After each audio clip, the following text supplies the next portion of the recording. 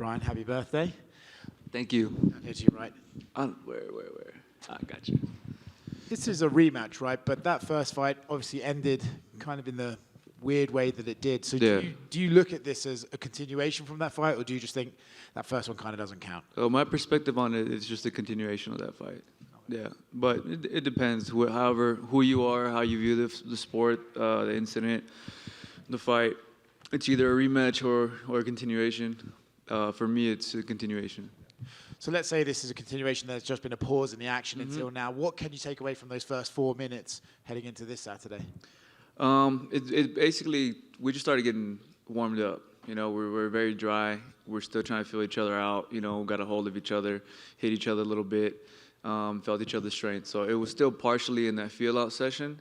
So it's going to be just 2 rounds now, that feel-out sessions, and then an extra added 4 after that. So it's going to be a good fight, man. Yeah, I mean, even you said it as a feel-out, but you guys started trading blows pretty much from the off. I just rewatched it now. You guys went for the boxing, and then you got him against the fed stuff. Where do you think this fight will take place? Are you happy with how that was going on the feet for you, or do you want to just kind of mix it up? We go in there and we study film and we see things like that of that nature. So, I mean, without giving too much of what I want to do, right? I think it's going to be similar.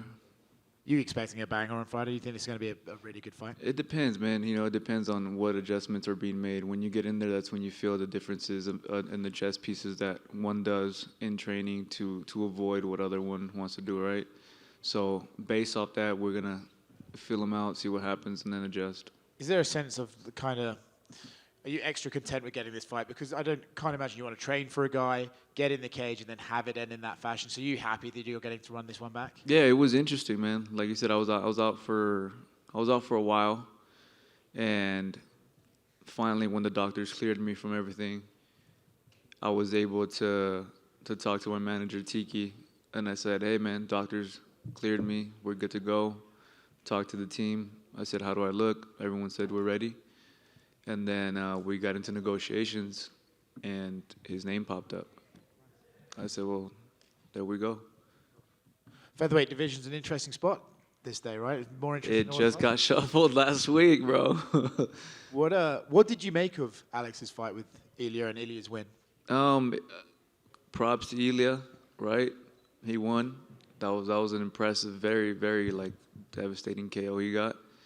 And for Volk,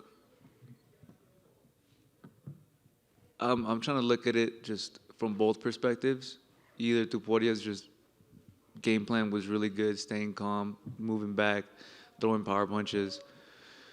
And then Volk, I don't know if it was, to me, it didn't seem like it was like the same Volk, right? And then seeing him and being in front of him, I'm like, man, you're moving different, but obviously he adjusts for every opponent that he has. So who knows? But I am curious to see what's going to happen now in the featherweight division. What do you make of Ilia as the champion, right? Because even before the fight, he was like, I'm not going to fight any of these other contenders. I want new guys.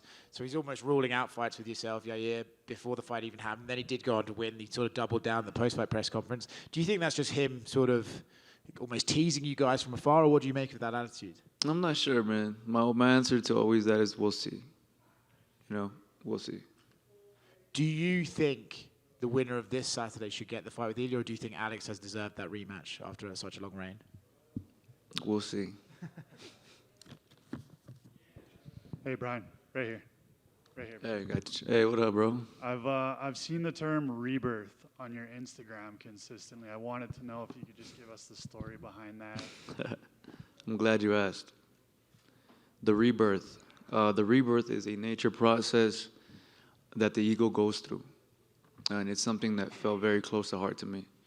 It's something that, it's some difficult changes that I had to make in my life, my personal life, to be able to really live the rest of my life the right way.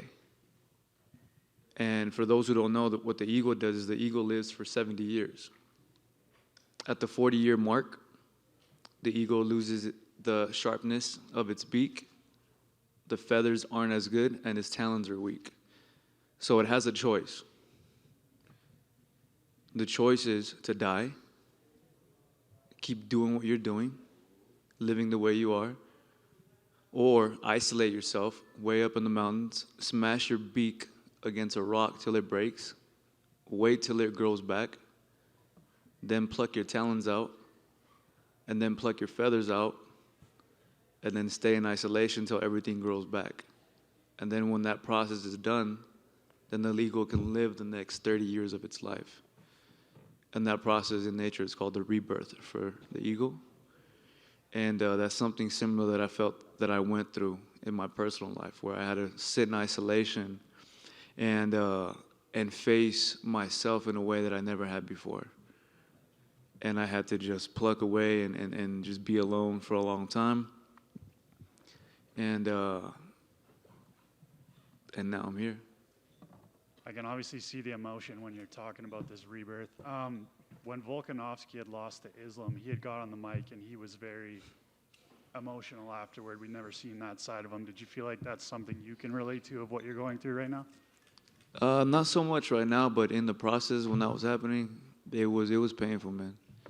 I feel like a lot of us just I think a lot of us, I know I'm not the only one, we all have things about ourselves that we hide and we distract. And we either run from it or we numb ourselves with it, right? You distract yourself by doing something a lot, or you drink or you smoke, whatever it is, you distract yourself and you kind of go into this place where you don't really address these issues that bother you, although you know they're there, till you eventually kind of ignore them. And later on, they bite you in the ass. And they say you reap what you sow. And I definitely ate every bitter freaking fruit that I've made my whole life. And then I just got one more for you. There's a guy that's above you right now in the rankings, but he's been talking a lot of shit on Twitter about you, about Yair. Movsar Evloev said, in the year 2040, Ortega has not won or fought in over a decade, but in the rankings, he's still a top 5 featherweight in the world. What do you have to say to him? It's a funny one. He's funny. That's it. I'm not gonna, I'm here. I'm fighting. I'm back. And like I said, we'll see. Brian, I know that the injury is obviously unfortunate, but it almost sounds like you're thankful that that happened because you've made a lot of that time off. Yeah. When everything happened at that time, I had no idea why. Like a lot of people, right, we have this victim mentality. Why me? Boo-hoo me. Man, this sucks. And then if one day I kind of reveal everything that really happened and went down this last year and a half, but now I see why it happened. And originally, when you guys fought the first time, you guys were a little bit hesitant because you guys have a good relationship. You kind of didn't want to fight him, and the feeling was mutual. Yeah. This time around for your comeback, did you want to fight somebody else, or did you want to pick up where you left off because of the inconclusive result? How was your feelings about fighting Yair again? Like I said, when I was going through everything I was going through, I kind of just put fighting aside in my head, as in terms of opponent and who am I going to fight when I come back and who do I want or what's next for me. I was just training to get better. But when that happened, that's kind of when I knew, like, okay, this was meant to happen. I said, it's not, it's not coincidence that after all this time and the division moving and doing what it does, that we just all of a sudden meet again. Yeah. So it felt good. I'm assuming the goal is still the same, championship belt, and if so, do you have a plan? Do you have any projections on how long it'll take you to get there? What's kind of the path for you now? Well, as in terms of fighting, I like to try to be more present. Do I have plans? Of course. Do I reveal them? No. I take one thing step at a time, and then we move on to the next move. Something that I learned recently and kind of something that I'm adhering to. Thank you. Good luck.